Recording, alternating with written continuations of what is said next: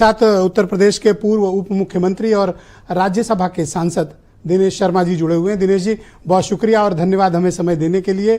उत्तर प्रदेश के सर जो नतीजे आए उसका आकलन आपकी पार्टी किस तरह से करती है और इस जीत के पीछे के कारणों को आप किस तरह से मानते हैं? पहले इस पर पूछेंगे, फिर चूंकि आप महाराष्ट्र के प्रभारी रहे हैं उसके बाद वहां के बारे में बात करेंगे। पहले यूपी बताइए, कौन से फैक्टर थे जिन्होंने आपको ये जीत दिलाई? देखिए, मैं ये कहूंगा कि जो उत्तर प्रदेश का चुनाव रहा है ये राष्ट्रवाद की विजय है। और जो मोदी जी कहते हैं सबका साथ, सबका विकास, सबके लिए प्रयास और सबका साथ, तो कुंदरकी में जो सबका साथ दिखा है ये उन सांप्रदायिक तत्वों के लिए पूरे देश में चेतावनी है जो मुस्लिम वर्ग को समाज से अलग थलग करने का षड्यंत्र करते आए हैं। उनको ये लगने लगा है कि अब भारतवर्ष में मोदी जी ही एकमात्र ऐसे नेता हैं जो सबको न केवल साथ में लेकर चल सकते हैं, बल्कि वो नारा नहीं देते, केवल वो धरातल पर सबको साथ में लेकर चलते हैं। मकान देंगे तो सबको देंगे, अनाज देंगे तो सबको देंगे, शौचालय बनाएंगे तो सबको बनाएंगे, इलाज कराएंगे तो आयुष्मान भारत में बगैर जाति धर्म के विरोध के सबको देंगे। लोगों ने टोपियां पहनी, चादर चढ़ाए, रोजा इफ्तार किया, यानी ढोंग रचा राजनीतिक दलों के लोगों ने।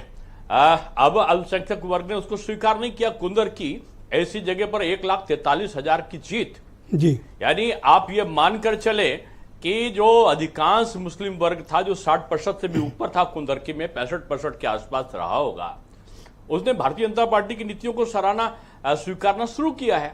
आजमगढ़ में और रामपुर में भी यही पुनरावृत्ति हुई थी। और इसी तरीके से अगर आप देखो तो महाराष्ट्र में भी चमत्कार हुआ है। दिनेश जी, लेकिन ये जो नारा चलाया गया बटोगे तो कटोगे, ये कंटिन्यू रहेगा या फिर जो पीएम साहब कहते हैं एक रहोगे तो सेफ रहोगे, इनमें से कौन सा आप लोग चूज करोगे? देखिए ब्रजेश जी, आप भी हम लोग की तरीके से बचपन में हिंदी माध्यम के विद्यालयों में पढ़े होंगे और उसमें हम लोग को बचपन में दिखाई जाती थी कबूतर एक साथ उड़ा तो जाल को लेकर उड़ गए, एक कबूतर रहा तो जाल में फंस गए। और तब भी था कि बटोगे तो निश्चित रूप में परास्त सर, यहाँ कबूतर कौन है सर? तो विजय कबूतर कौन कम्युनिटी है? बचपन से सिखाया जाता है। नहीं, कबूतर कोई कम्युनिटी नहीं है, एकता का प्रतीक कबूतर बताया मैंने कि सब मिलकर जब चलेंगे तो देश सुदृढ़ होगा, प्रदेश सुदृढ़ होगा। और ये परिभाषा मैं समझता हूं अल्पसंख्यक वर्ग को ज्यादा भाई है कि हम मिलकर रहेंगे हिंदू मुसलमान, तो निश्चित रूप में जो बांटने वाले हैं वो छट जाएंगे, वो अलग हो जाएंगे। तो इन 4 महीनों में 4 जून को जो परिणाम आए, एक है तो सेफ और विद इन 5 मंथ आपका परिणाम उत्तर प्रदेश में बदल गया और जनता का मैंडेट चेंज है, इसके पीछे मुख्य कारण क्या मानते हैं आप? देखिए, जो छदम है, छलावा है, दुष्प्रचार है और प्रोपोगंडा एक प्रकार का जो कि संविधान खतरे में है, आरक्षण समाप्त हो जाएगा, ये अगड़ा पिछड़े का दुश्मन है, पिछड़ा अगड़े का है, और ये सब मिला के ये अल्पसंख्यक के दुश्मन है। इसका जो दुष्प्रचार का प्रभाव था वो क्षणिक होता है। कोई भी दुष्प्रचार हो वो अधिक समय तक का अपनी असत्य भावना को सत्य पर स्थापित नहीं कर सकता।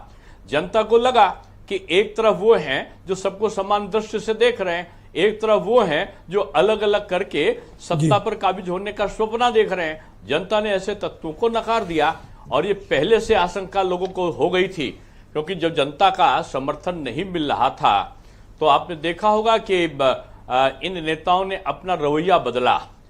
जो ये फतवे के आधार पर चुनाव लड़ना और एकीकरण करके जाति के आधार पर बांटना, इसका जो षड्यंत्र करते थे, उस षड्यंत्र का न केवल पर्दाफाश हुआ है बल्कि जनता ने एक प्रकार से दुष्प्रचार करने वाले तत्वों को दंड दिया है।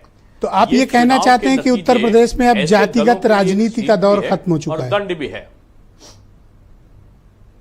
मैं समझता हूं सांप्रदायिक राजनीति का दौर भी अब इन विपक्षी दलों का कामयाब कारनामा नहीं होगा।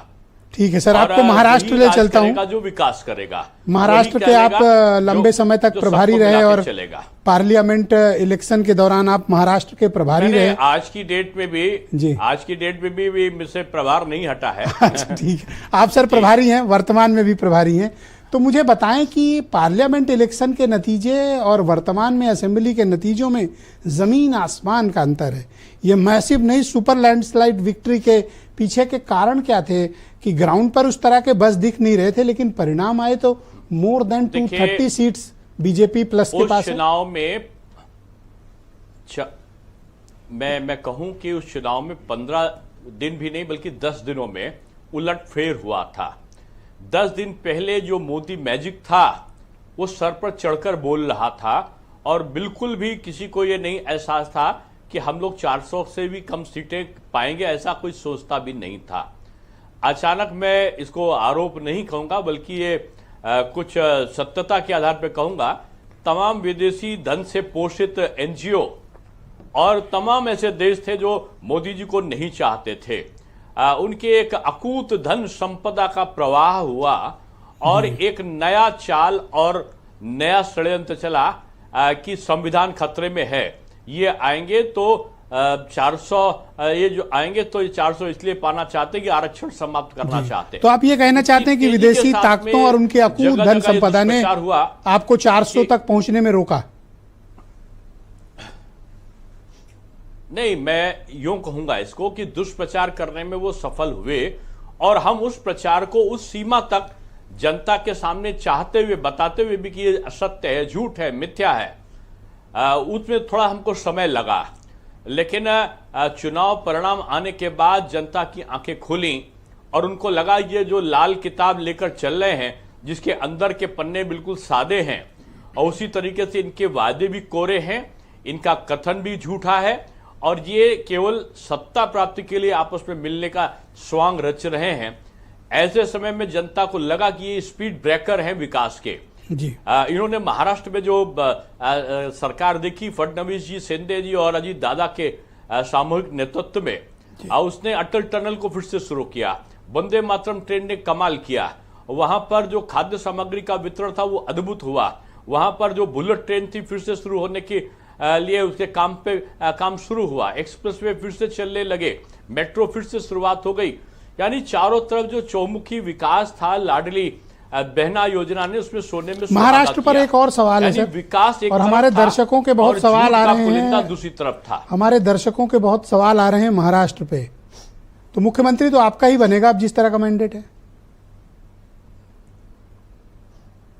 देखिए, महाअघाड़ी का मुख्यमंत्री बनेगा, महायुति का जो वो है, महायुति का जो है वही बनेगा। अब 133 सीट जीतकर मुख्यमंत्री तो अपना ही बनाएंगे सर। समन्वय के साथ चुनाव लड़े हैं और नहीं, देखिए ये हमारा केंद्रीय नेतृत्व तय करेगा और केंद्रीय नेतृत्व पर शिंदे जी को भी विश्वास है, अजीत दादा को भी विश्वास है और फडणवीस जी तो एक आज्ञाकारी राजनेता रहे हैं, अनुशासित राजनेता रहे हैं, जिन्होंने केंद्र के कभी सर अंतिम सवाल है सर के प्रति अपनी असहमति नहीं दिखाई है। क्या बिहार मॉडल अपनाएंगे आपकी कम सीटों के बावजूद? जैसे आपने नीतीश कुमार को वहां चीफ मिनिस्टर बनाया हुआ है, तो कम सीटें होने के बावजूद आप शिंदे को कंटिन्यू कर सकते हैं? देखिए मोदी जी का केवल एक ही मॉडल है, वो है विकास मॉडल। और विकास मॉडल पूरे देश में जैसे बह रहा वैसे ही वो महाराष्ट्र में भी चलेगा। सर्व अनुमति, सर्व सहमति, आपस में मिलकर चलना और एक लंबे समय तक का महाराष्ट्र का नेतृत्व करना, क्योंकि महाराष्ट्र में दो चीजें तय हुई हैं। एक तो नकली शिवसेना का जो है पता चला है, एक तो नकली एनसीपी का खुलासा हुआ है। असली शिवसेना और असली एनसीपी कौन है, इसके पक्ष में जनता ने अपना निर्णय दिया है जी। अब हम असली शिवसेना और असली एनसीपी के साथ में मिलकर एक अच्छा जो शासन है वो सब लोग मिलकर एक एकजुट भाव में एक सामूहिक नेतृत्व के साथ में जैसा देते आए हैं और उसी तरीके से देने का काम मानी। सर हमारे साथ दो सीनियर जर्नलिस्ट भी हैं, 3 सीनियर जर्नलिस्ट हैं इस डिबेट में आपके साथ बैठे हैं। उनमें 2 लोग हैं, एक है विनय राय जी, बहुत जाने माने पत्रकार, आप निश्चित जानते हैं उनको, और रवि तिवारी जी मुंबई से जुड़े हुए, वो भी बहुत ही चर्चित पत्रकार हैं दोनों लोग। तो विनय राय जी को ये कहना है, जो अपने उत्तर प्रदेश के जर्नलिस्ट हैं, वो कुंदरकी के परिणामों को अभी सर हजम नहीं कर पा रहे हैं, उसकी व्याख्या में उनको समझ नहीं आ रहा कि ये क्या हो गया। तो थोड़ा विनय राय जी के ऊपर प्रकाश डालिए सर।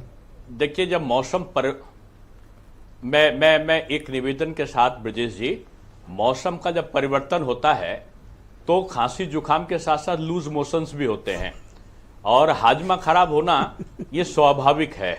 तो विपक्ष का हाजमा खराब हुआ है हार से जी, और उस हाजमे को ठीक करने के लिए उनको अपनी नीति भी बदलना पड़ेगा, अहंकार को छोड़ना पड़ेगा और समाज में सबको साथ में लेकर चलना होगा, तभी हाजमा ठीक होगा। नहीं तो बदहजमी का शिकार होने से उन्हें कोई रोक नहीं सकता। बहुत शुक्रिया सर। दिनेश जी, आपका बहुत बहुत धन्यवाद हमें समय देने के लिए, बहुत शुक्रिया सर। बहुत बहुत धन्यवाद उत्तर प्रदेश के पूर्व उप मुख्यमंत्री और राज्यसभा सांसद